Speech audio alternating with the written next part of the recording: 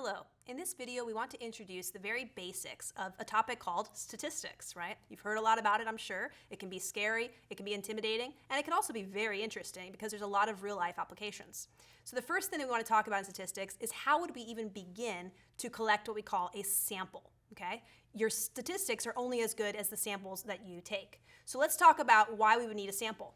Well, the basic idea here is that we have a population that we would like to understand better. It could be a population of people who like cookies. It could be a population of a country, right? It could be a small population, just a class, right? Or it could be a population like your family, right? So populations can range in small to large, but the basic idea is that it's sometimes difficult to get a good idea of what every element in the population thinks or acts like, right? And so for this reason, we need samples, which are smaller subcategories or subsets of our population. Now, how we collect a sample is very important, right? There are ethical and unethical ways to collect samples, and there are also ethical and unethical ways to represent the results of your sample, okay? We're not going to get much into the ethics of this, but if you do take a formal statistics course, they should definitely talk you through some of those ethical things to think about. But we are going to mention some ways that are statistically more sound than others. So for example, if the purpose of collecting a sample, data for from a representative sample, is to make what we call an inference about the population, right? So we might want to know, for example, if people like a certain type of soda, right? Do these people like Dr. Pepper, let's say, okay? Well, we don't want to sample everybody in the whole population, but we want to get a good representation of the population. So how can we do that?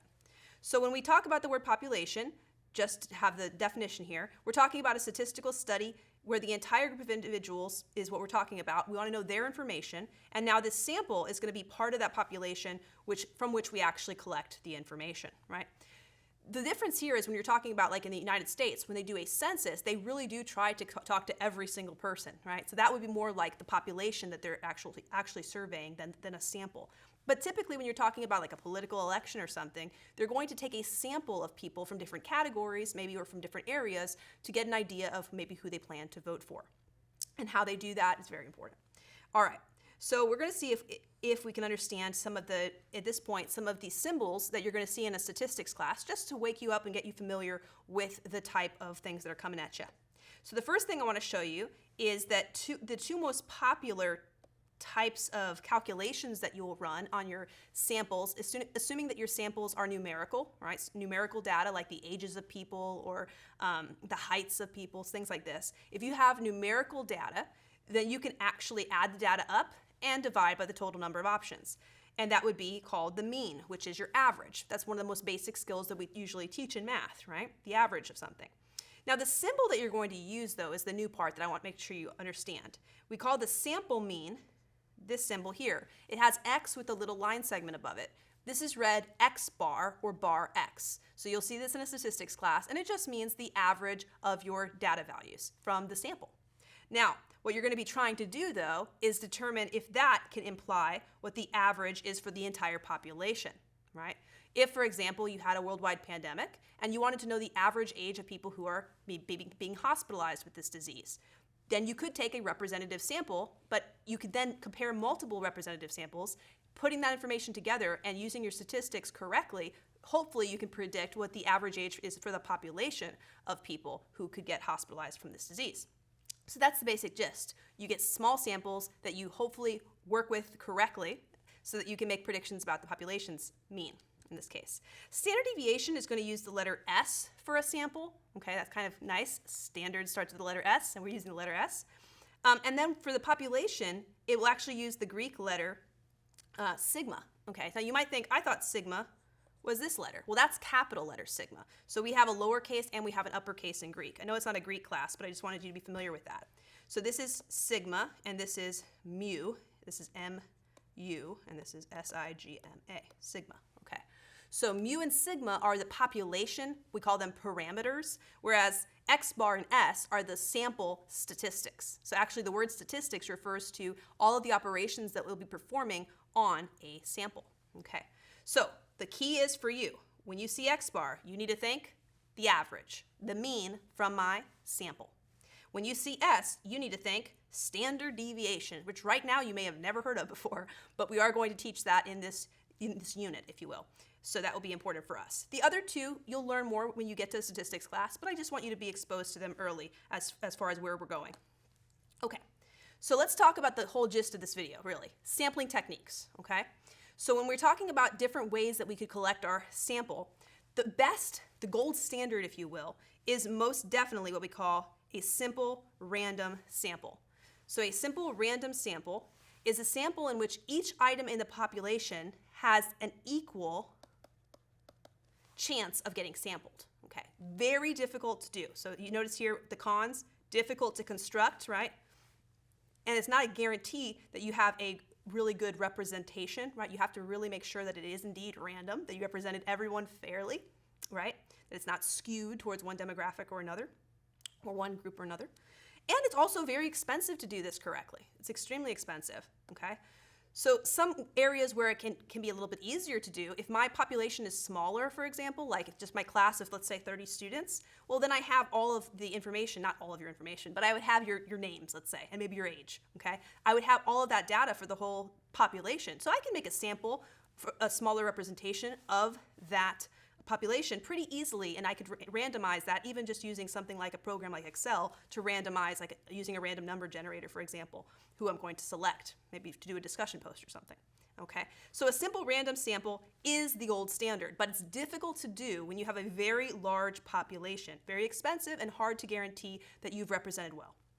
Okay, the second type that's a little bit easier to construct is called a systematic sampling. Systematic kind of goes with what the name suggests. When we say systematic, we're talking about a nice systematic approach to picking your subsequent, so your second, your third, your fourth, your fifth, etc., picking your subsequent items. Now, the main thing you have to watch out for here is we still have to randomly select the first, okay? We can't just pick our friend or our neighbor. We have to randomly select your first item.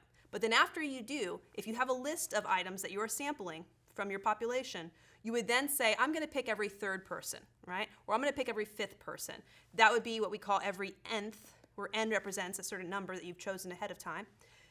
A certain nth item, right? So maybe every third person after you've made your first random pick. So you could use a program like Microsoft Excel and use their number generator, and maybe they pick the 15th student. And then from there, I decide I'm going to do every third student after that. So you would 1, 2, 3, that would be your next pick. 1, 2, 3, that would be your next pick. It's a nice systematic way of sampling.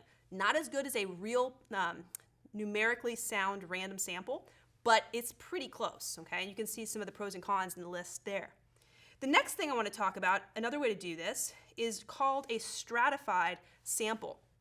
Now, stratified, you may hear that language a lot in common language talking to other people, but sometimes you hear it even when you're talking about meteorology, right? There's different levels or stratums in the atmosphere, okay? Or stratus clouds even, okay? So we're talking about layers, okay, different levels, and the idea here is that they are based on similarities, okay? Based on similarities. So every strata has a certain similarity to it.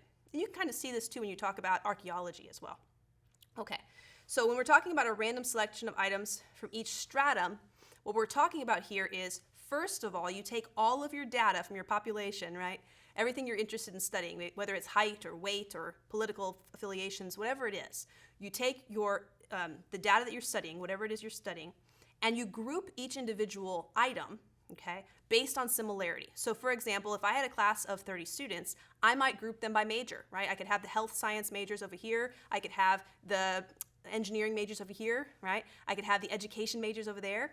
And what I would do is group them by commonalities or interests or whatever similarities that you choose to use. Once you've grouped them though, now you would take a random selection of each stratum. So I can't neglect one, right? I can't say, I'm not gonna go talk to the group of boys if I did it by boys and girls. I can't ignore the boys and only sample the girls. I would have to take a random sample of the boys and a random sample of the girls and include them in my total sample. So you have to survey every type of grouping, right? Every stratum, if you will, has to be surveyed or selected in this case. But you don't have to talk to every person or take every element from a stratum, but everyone has to at least have one. Okay, so that is stratified, and again, you can see in the list here about why it has a pros and it has some cons. You can get pretty specific and diverse. Another one that you can see this a lot of times is when you're talking about politics. They might go ahead and talk to people when they're doing a poll, when they call you or use email or text nowadays, and they can ask you what your age is and what demographics you are, right? And if you fit into a certain demographic, that would be one type of stratum that they're interested in polling, and then they have another stratum, okay? When you take a look at each of these stratum, that would be stratified sampling. Okay, let's look at the next one, which is easily confused with stratified, and that is cluster sampling. When we talk about cluster sampling, sometimes it's good to think about a cluster of grapes. If you like grapes, this might be helpful for you, right? So when you have grapes, you buy them at the store, or maybe you buy them from someone who has grown them, okay? You have your grapes, and you can notice that sometimes you take a cluster and then you eat the grapes from that cluster, right? Similarly, when you're talking about cluster sampling, it's based on proximity, not similarities. So notice that's one of the key distinctions between stratified sampling and cluster sampling. With the cluster sampling here, we're just interested in what area you reside in, for example. Maybe it's a zip code or an area code, right? Or a county, right? And we're going to say, okay, looking at all these clusters, which are usually geographically imposed, but they're based on proximity in general, okay? It could be in my classroom, like people in the first row, second row, third row, fourth row, different clusters, right? Based on that, we would take a random sampling of those clusters, okay?